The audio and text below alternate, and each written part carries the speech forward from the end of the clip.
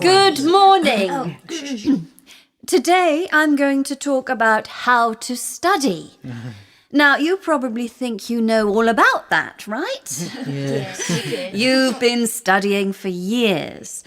And I expect some of you are fantastic at studying, really organised and good at concentrating.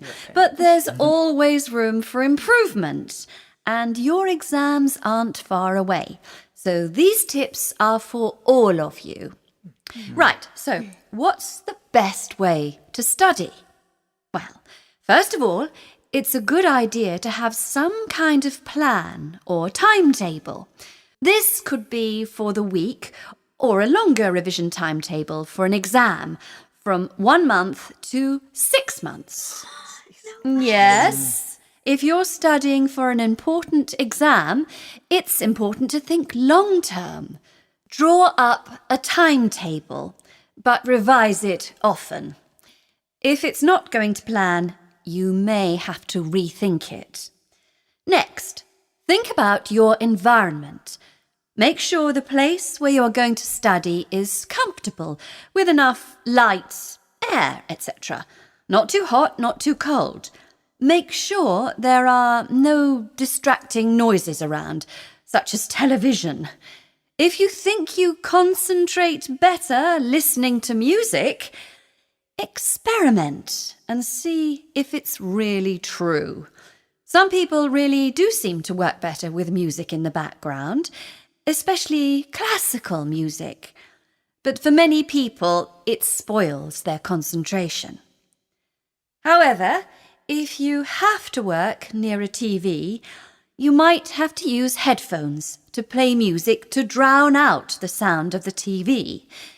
In this case, find out what kind of music works best for you. Maybe something without words. Oh, by the way, you might think you work fine with the TV on, but again, experiment. You might be surprised at how much better you work away from a TV. Oh, and the other thing is the internet, text messages, Twitter, Facebook, etc. Forget about all of that while you're studying. You can't be kidding. No, really, you can ignore it for an hour or so. It won't be the end of the world if you don't reply to a message immediately. Right, planning breaks. Plan your study periods in chunks with regular breaks. Many people recommend half an hour of concentrated study, then a 10-minute break. But you can adjust this to suit you. If you study for too long at a stretch, your mind will work less effectively. So be careful. In your short break, you can give yourself a treat, such as a cup of green tea. Disgusting. Well, I wouldn't advise a chocolate bar as a treat. A sugar rush is not great for concentration. Sugar rush. Okay, so next let's think about what you do when you're studying. Some people just read through their notes or textbooks and underline in pencil or highlight important bits. If this works for you, fine. But I'd suggest that it's better to write notes of some kind, so your mind is processing the information more.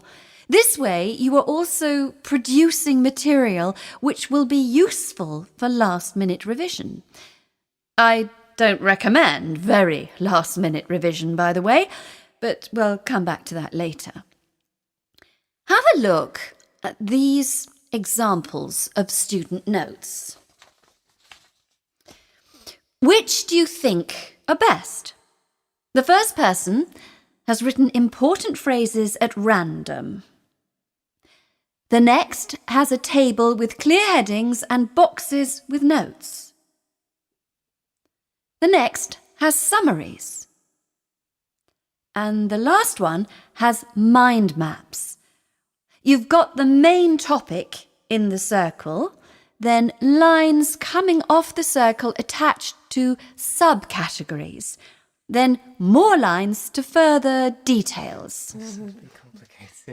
Mind maps are great for showing the connections between different bits of information. They seem to work in the same way the brain works. So, what do you think? I just always do highlighter pen usually. To me, the first one wouldn't be very useful to come back to and use in the future. But the others are all fine. It depends on your personal preference. Mine is for mind maps. I would suggest using colours, though, and even little drawings. They can make things much more memorable. Obviously, when you are studying, the first thing to think about is whether you understand the information. And the second thing is how you are going to remember it. Let's look at some more ways of making information more memorable. This recording was brought to you by the British Council. To find others like it, visit www.britishcouncil.org/Learn English Teens.